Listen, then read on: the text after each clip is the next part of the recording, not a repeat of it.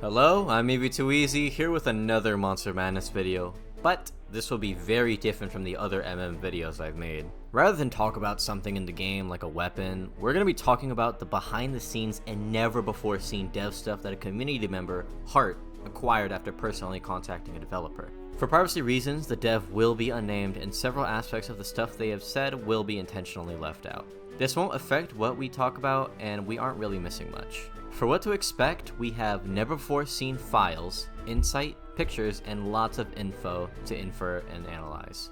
For a little bit of plugging, I would recommend that you join the Monster Madness Discord. Now, I'll be reading out exactly what is said in the thread, and for the dev's name, we will just simply call them blank. First off, quote, "Here is where we can find blank's workflow, including the stuff they were working on. The least of which is also blueprints for how they planned each level," end quote. And then we see a RAR file attached, which contains a lot of text files outlining the team's schedule, to-do list, and general workflow. We're going to highlight some of the interesting ones, but if you want to go through all of them yourself, you can join the Discord and download the file for yourself. This list is full of fixes that they implemented, what days they did them on, and a ton of things that are behind the scenes. But unfortunately, I just cannot fit them all into this video, but I will highlight some of the more interesting ones. The first Zeppelins you encounter are on level 8, and if you played the game, you might notice that they spawn weirdly higher than any other Zeppelins you see in the game. This is because they were intentionally coded to fly 25% higher than any other Zeppelins. The nail guns, only at their 3rd level, are coded to deal 12% more damage, but only on co-op. In level 8, there is several texts that suggest there were supposed to be a forced camera angle after you complete the Monster Fest where you meet Billy. However, the only forced angle during the level is during the Billy boss fight. This set of dialogue goes unused and was eventually changed into different dialogue that makes defending the Leprechaun's gold more of an obvious objective. I also found this unused dialogue relating to evil clowns, which I'm not sure if it's supposed to play in level 3 or 13 since clowns are introduced in level 3, but this is in the files for level 13. Here's a small piece of dialogue that would have played when Larry Tools is idling, likely taken out because it's kinda weird. Here's this unused Larry dialogue in objective text. While you can find the dialogue in the files and in my unused dialogue video, that's a very weird objective that may have foreshadowed Larry's betrayal a little. Here's some unused dialogue for Jennifer after Billy dies that was later changed into this. Here's some unused loading screen text.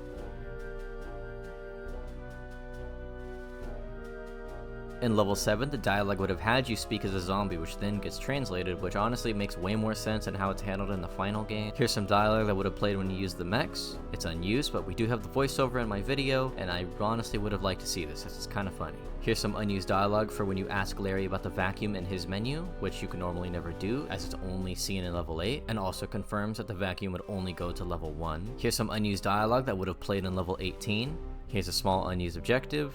Here's some text that would have heavily suggested that Huggles would have intentionally betrayed you rather than be forced to. And here's some unused text for Jabba the Huggles. And finally, here's unused dialogue that would have played if your vehicle was close to or about to be destroyed for all vehicles.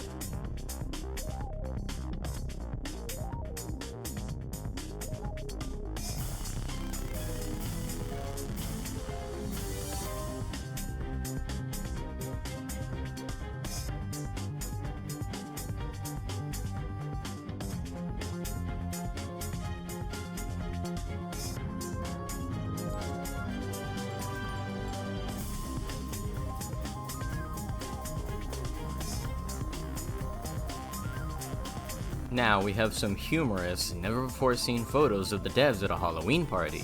In the first 2 pics we see Steve Brooks, the actual voice actor for Larry Tools, cosplaying Larry Tools. We see a Carrie and Jennifer cosplay, where it's also mentioned that Carrie looks like Jennifer's VA and Jennifer looks like Gary's VA. The Carrie cosplayer is Regina Stuzin, Jennifer's voice actress, and she actually does a really good job here.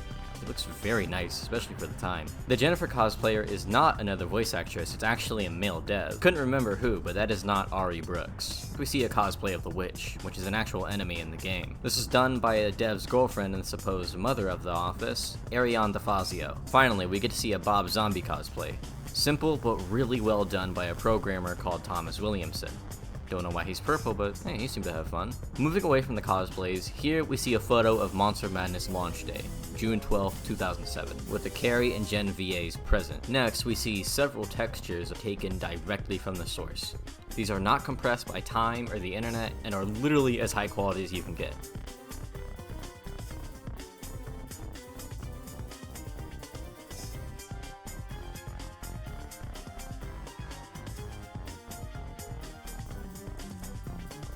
Now for another never-before-seen piece of art, we see the work-in-progress version of the art of Jennifer that would later appear in the Girls of Gaming Volume 4. You can find the finished version everywhere online, but this work-in-progress version is dev only. That wraps up the files the devs gifted us, but now we're into the real meat of all of this, the Q&A. There's a lot of stuff here, and I have had to skim some of it down and edit some parts out, but all of this will be the exact words said by the questioner and answerer. Let's get into it. Question 1. It seems like the internet has forgotten how Carrie's last name is spelled, including a few others like Jennifer and Zach's surname. If I use the Wayback Machine, the website has it spelled Rosenberg with an E, but every search for her online, including some of the original artists on DeviantArt, think it's spelled Rosenberg with a U. Since you were the blank of Monster Madness, I hope you still remember these meaningful tidbits. Question 2. Is there anything about the game's lore or characters that didn't quite make the cut? What about the sequel, Monster Madness Online? Is there to be unshared lore or writing about that since it was released? Since the company very sadly tanked, are you still under an NDA? Can you share these intimate tellings? Question 3. Anything you have from your days at Artificial Studios? Like I said, I'm a massive fan. I'm an artist. I've made a piece of Carrie and will soon do the whole team. The game itself I had the hardest time forgetting. It was the quintessential game of my childhood. Reasoning aside, I just mean anything that you could possibly share, like scripts for voice actors and unused art, whether it be concept or full pieces, basically anything if you have it to share. I've talked to those older artists, as mentioned previously, and they sadly have nothing to share. I'm hoping since you were part of a more significant role, maybe you had more access or so? Or heck, even sorted on a drive somewhere? It seems like it was the first gaming company you were at regarding your blank. Maybe have some heartfelt mementos since it kind of just fizzled out wrongly enough? Now for the answers. Answer 1. Name spelling is going to be a fun one.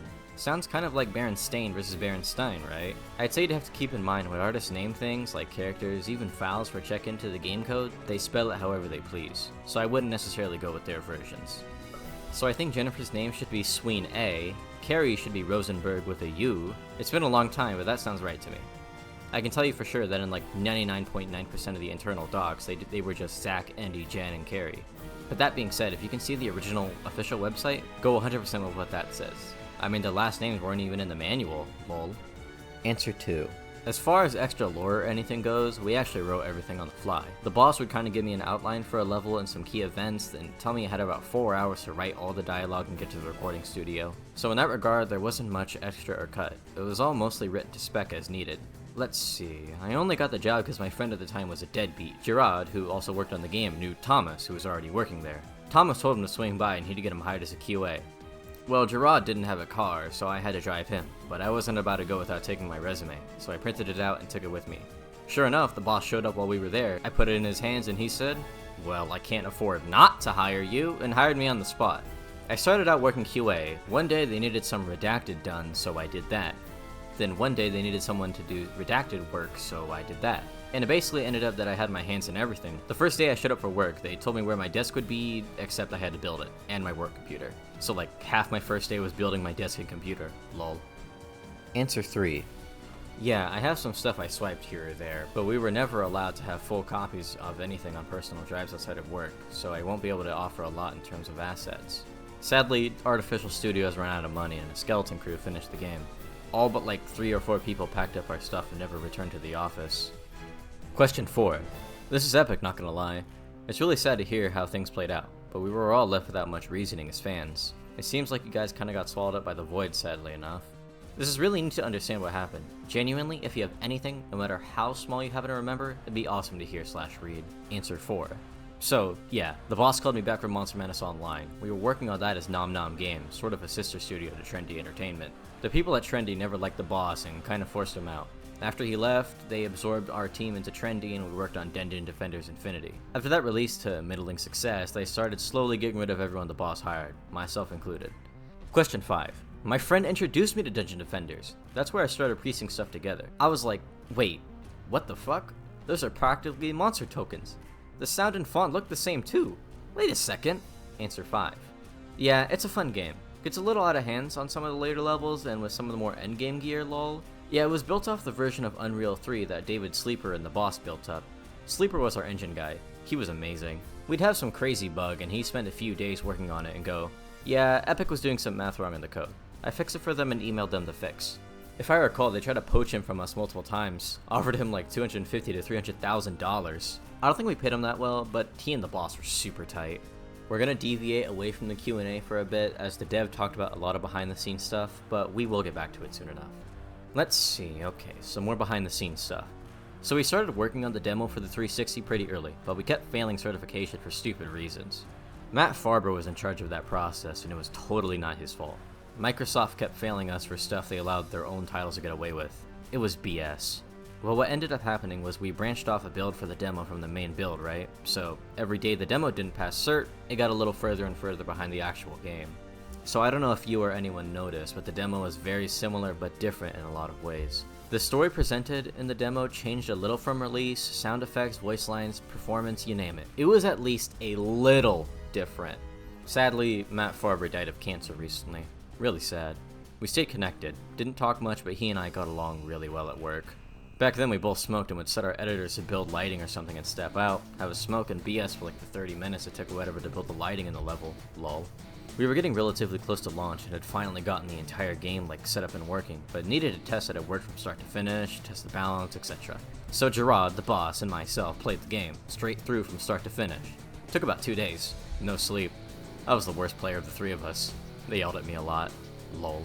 Back to the Q&A. Question 1. Yeah, I unpacked the files and found a few dev funnies in there too. Even while a 2007 indie game, it had a fair bit of love put into it. Answer 1. Yeah, most of us at least loved it. It was a throwback to old games like Zombies Ate My Neighbors. I'm sure you noticed all the pop culture references I threw in there, especially for Zach. People used to question me a lot because they didn't understand some of them, but I was like, yeah, but someone will. Question 2. I'm only redacted, but I'll have to check out that title. Is that where a lot of the references stem from? Or did you have a wider media stance on it? Got any off the top of your mind from a quick scan of the dialogue sheet you sent? I'd love to understand a few more than not. Answer 2. That's just the spiritual core of the game. My references, dear God. Star Trek, Star Wars, some kung fu movies, anime, music, cartoons, man, I threw everything in there.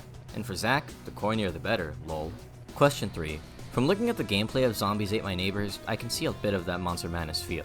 The monster changing consumables, the docks of the water level, etc., I can see it. Answer 3. Yeah, the boss loved that game and he also loved super hard Nintendo games. I had to fight with him constantly about the balance. Here's a dirty little secret. None of us could beat it on the hardest difficulty, so we weren't actually sure it was possible. I'm pretty sure I saw the achievements that some people had gotten them, so I breathed a sigh of relief there. Oh, and one of Andy's lines, quote, "Dude, you could totally pick up chicks in this tank," end quote. That's a reference to the Halo Machinima Red vs. Blue. When they first get the tank, one of them says a very similar line to that. Zach's version of the "we got a tank" line was, "The M1814 main battle tank. I shall call you Sheila." Same reference, someone from Red vs. Blue called the tank's AI Sheila, the nice tank lady. Padre de Dios! Obviously, it's Mother of God in Spanish, but it was a reference to Super Troopers. And now that I think about it, it might have also been in Red vs. Blue. Multi-purpose, lol. Question 4. It seems short-lived / rushed from what you said / how much time it took to create. Answer 4. Yeah, it was rushed. I think I worked upwards of 80 hours a week on that game nearly the entire time I was there. That wasn't uncommon. Hell, one of the artists often slept up there. But we were all super young and trying to prove ourselves, you know? Always hoping to get that one game under our belt that lets us make something else bigger, or better, and then another, then another. Question 5. How'd the idea for Monster Madness really come about? Answer 5. The boss had the idea for it before I was hired on. I think they had been working on it a few months before I came in. I think he just wanted to make a 3D twin-stick shooter style game that felt more like the old Nintendo games he loved so much.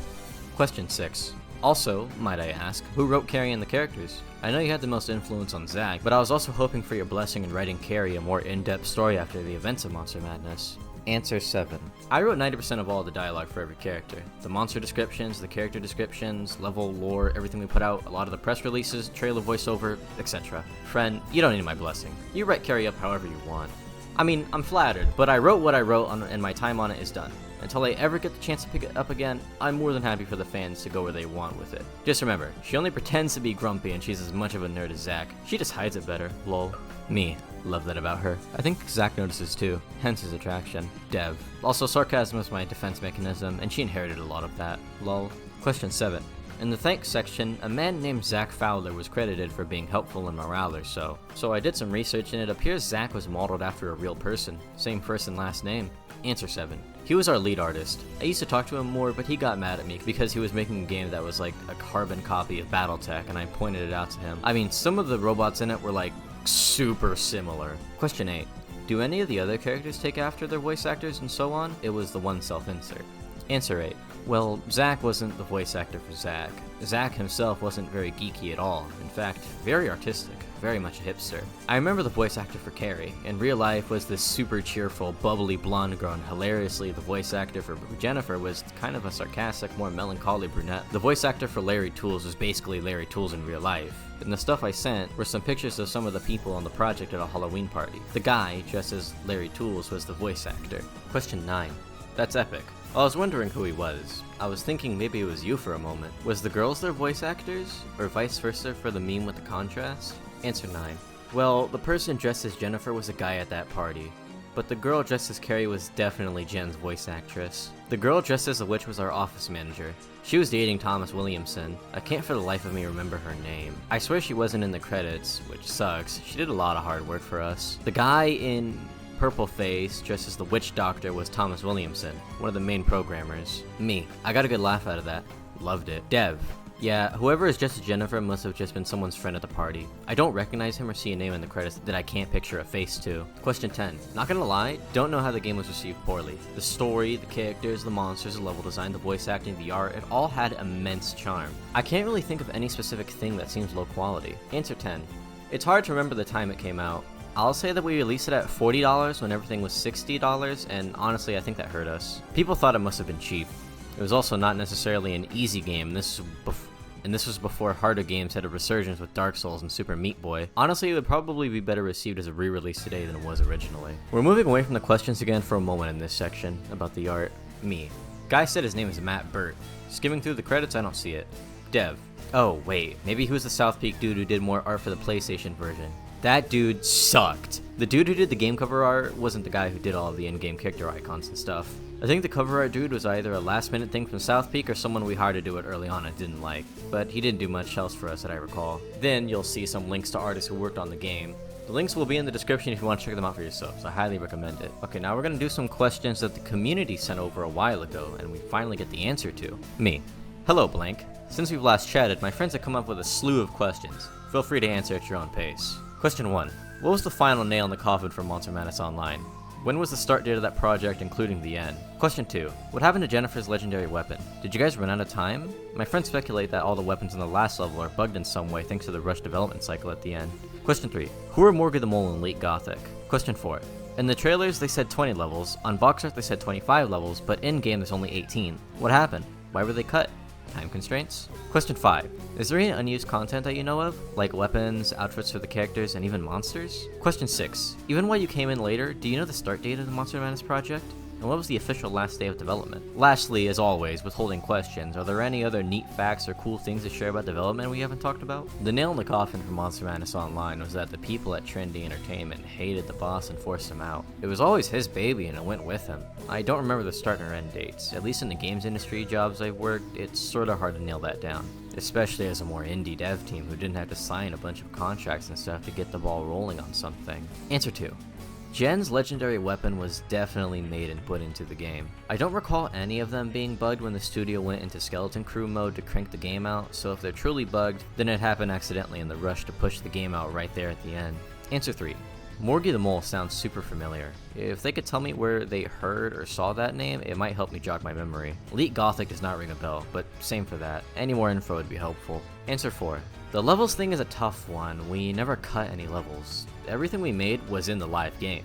Maybe it's marketing confusion, maybe sub-levels were counted, maybe multiplayer levels. Hard to say, I had no insight into the marketing. Answer 5. There was no unused content that I was aware of. Maybe there were some concept art pieces or something, but our team was too lean to make a bunch of stuff and only use some of it. And to the best of my knowledge, nothing was cut from the game. Answer 6. So, the start and end dates are hard to pin down as well. We worked at breakneck pace, 70 to 80 hour weeks for the entire team. So the best I can give you is that we probably made the game in about 6-ish months. It would have been completed about 2 months before it was launched, and there might have been a few more months before it really kicked off hard while the boss and some tech dudes were customizing UE3 for our development purposes. I'd say the entire thing probably took a year, so 4-ish months on text and setup, 6 months hard dev, then 2 months for South Peak to print and ship the copies to launch. This is all kind of rough napkin math. This is a long time ago. I'll tell you a little funny thing we used to do during development. A handful of us smoked, so if we really wanted to step away and have a smoke break, we'd build lighting in the map. In those days, the lighting was baked into the map, so Unreal would spend time calculating the light rays, figure out how much light every object got, cast the shadows, etc. For us, the smallest map could take 15 to 20 minutes to build lighting and up to 45 or so for the larger ones. So when we wanted a smoke break, we'd fire off a lighting build and go outside and smoke. If anyone said anything, you just said, "Building lighting, something else I can do right now." Question 7. Never mind, was just informed that I was seeing beta gameplay in the trailers. Both their gamer tags. Also, Morgy the Mole is a cheat code. I think the question is, do you remember who owned those gamer tags as the devs? Answer 7. Oh man, that's a good one. Morgy the Mole really feels like it was Thomas Williamson to me. I don't know that I'd bank on it, but that feels right. Elite Gothic just doesn't ring a bell. I don't know what everyone's gamer tags were though. And, unfortunately, that is the end of everything Blink had to share with us. It was absolutely amazing to be able to relish in all of this never-before-seen content, and I had a blast. If you liked the video and want to see more Monster Madness content, be sure to like and subscribe. It really helps out a ton. Remember, drop over to the Monster Madness Discord, and thank you for watching, and please, stay tuned, and I'll see you in the next one.